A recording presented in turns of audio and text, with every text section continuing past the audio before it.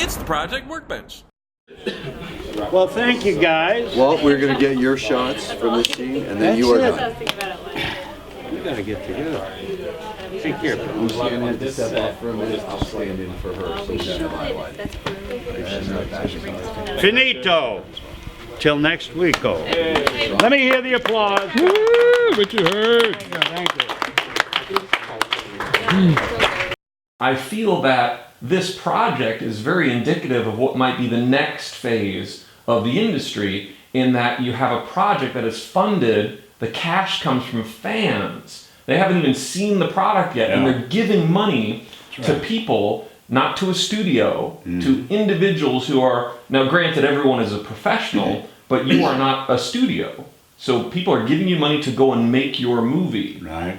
What are your thoughts on that as the next step in the evolution of the business? How does it affect you? Do you think? Well, there are two ways to look at that. There are the job opportunities, and there is the modest amount.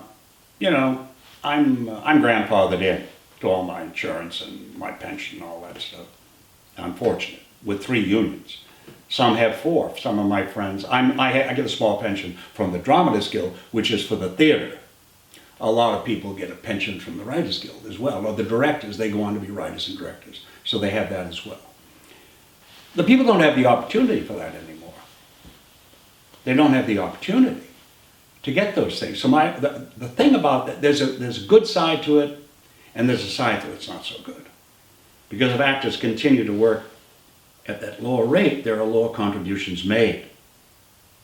The older actor could care less, because he just wants to work, enjoy himself, get out there with friends, you know, run in the fields of daffodils. But the younger people coming along, they find it more and more difficult, and at the end of the year, they don't have enough money to have the health benefits. But they're young, and they're healthy. So it's like my early training. I did a lot of pictures for the Army Pictorial Center. I did a lot of training films.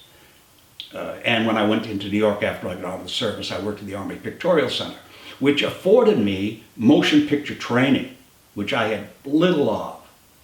So I started out there and I did training films. Where do you get this kind of training today? The only way you're going to get it is in an independent film. Wherever the funding comes from, that's great. But the opportunities, the markets for that, are also now have been created because of the various cable stations. Then you now have streaming, which is bad for the actor. Because the streaming contract for the actor, again, the younger actor, they might buy unlimited streaming service. They might give you a buyout of $200 for the year. $200 for the year from the producer is $20 towards your pension and health. But there again, you've gained experience, and it's something on your resume. Well, it's like when DeMille came to Hollywood.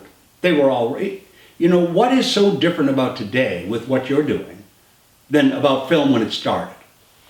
Are you saying I'm Cecil B. DeMille? Is that? Cecil B. DeMille, all of the early pioneers in film, when they came out to, yes, I'm addressing you as CB, of course. You had that munificence and magnificence. Oh, please. Right. No, I'm very interested Yes, in this. and when he came out, they were all running around here, doing their thing. And you have to remember that DeMille was the first one to produce a full-length, The Squaw Man. He got an option from a Broadway show. The first one to produce a full-length feature film. And when it opened, you're talking about Nickelodeons. A nickel made $250,000. And a nickel a time? Nickel a time. He and Lasky and Goldfish and eventually his brother. There was a lot of money to be made in those days. They were pioneers. Wow. Then we did the transition into sound, which was a totally different can of beans. But you have to realize that's where this sort of, I'm not talking about independent films. I'm talking about, like even you call it renegades, you could say you're renegades getting something done, getting it produced, getting it out there, finding an audience, getting the money back so you can put it back in the kitty and do another one. Exactly. Also, you can also say on your prospectus that we've done this and we've done that, it's paid itself back. It's the same every week in a Broadway show. The investors and the investors don't see a nickel if the show is just making its nut every week. The only people that see the money out of the nut are the creators. 3% the writer, whatever, the musician, not the musician, the composer. They get 3% out of the box office. Nobody else, and when the show finally breaks even, then you start distributing the money amongst the partners, and that's when the producer gets his 50%. The first people to get the money are the investors.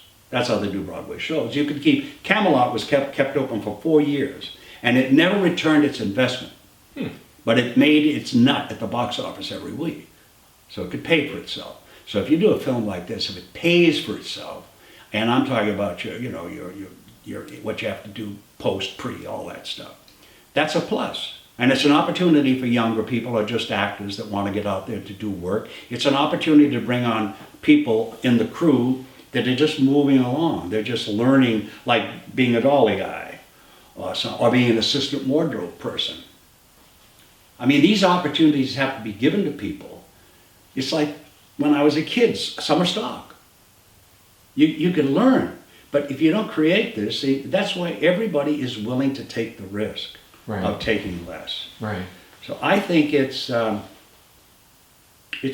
was done originally. It worked, and a lot of people, it will eventually work, and it will eventually pay for itself.